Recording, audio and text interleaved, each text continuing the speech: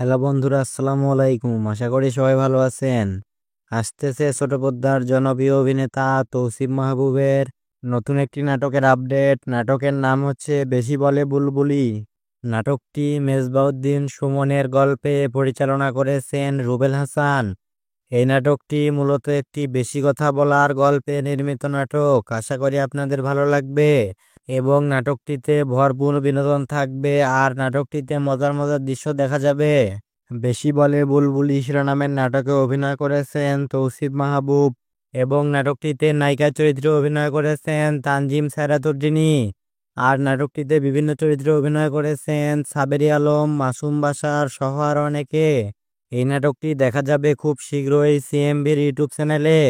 আর এই চ্যানেলের লিংক আমাদের ভিডিওর ডেসক্রিপশন বক্সে পেয়ে যাবেন।